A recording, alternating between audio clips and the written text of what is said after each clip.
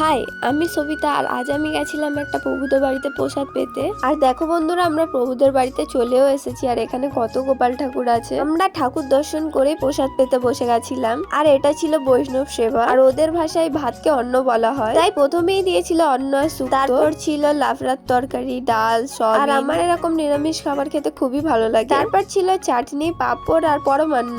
আর বিকেল বেলায় ওই প্রভুদের বাড়ি থেকে বেরিয়েছিল নগর ভবন, তাই ওদের সাথে গেছি। আর প্রায় এখানে সবাই শাড়ি বা গোবি ড্রেস পরেছিল, কিন্তু আমার শরীরটা এতটাই খারাপ ছিল আমি কিছুই পরিনি। আমার গলার আওয়াজ শুনেই বুঝতে পারছো যে আমার কতটা শরীর খারাপ আছে। শরীর খারাপ হোক আর যাই হোক, নগর ভবনে তো যেতেই হবে। তাই আমরা সব মন্দিরে মন্দিরে একটু করে ঘুরছিলাম। আর দেখো, এটা হলো আমাদের মহাপ্রভুতলা। আর আমাদের এখানে রাস মেলাও হয় অনেক বড়। আর দেখো এখানে কত প্রভুরা সবাই নাচ করছিল। তারপর একটা প্রভু আমাদেরকে লজেন্স দিয়েছিল, সেটা আমরা সবাই মিলে বসে বসে খাচ্ছিলাম। আর তোমরা কে কে আমার মতো লজেন্স খেতে ভালোবাসো কমেন্টে জানিও। আমি ছোটবেলাতে না পালস লজেন্সটা খুব খেতাম। দেখো, তোমাদের সাথে বকবক করতে সব মন্দির প্রায় ঘোরা হয়ে যাচ্ছিল। প্রথমের দিকে আমাদের মধ্যে কেউ নাচ করছিল না, তার কিছুক্ষণ পরেই বললাম চল সবাই মিলে নাচ করা। তারপর আমরা হরে কৃষ্ণ করতে করতে সবাই নাচ করছিলাম। আমরা বাঙালি মেয়ে, আমরা যেরকম ডিজে গানেও নাচতে পারি সেরকম হরিনামেও নাচতে পারি। আর আমি তো একবার নাচ শুরু করলে আর থামতেই চাই না। কারণ বন্ধুরা, আমি ছোটবেলা থেকে নাচ খুব ভালোবাসি আর নাচ নিয়ে এগোতে চেয়েছিলাম, বাট পারিনি। তারাও তোমাদেরকে একটা গাছ দেখাই। এই গাছটা দেখো, পুরো সেই ময়দানের মধ্যে যে গাছটা আছে না, পুরো সেমই দেখতে। আজ ভিডিওটা এত দূরই। ভিডিওটা কেমন লাগলো কমেন্টে জানিও, আর একবার হরে কৃষ্ণ বলে যেও।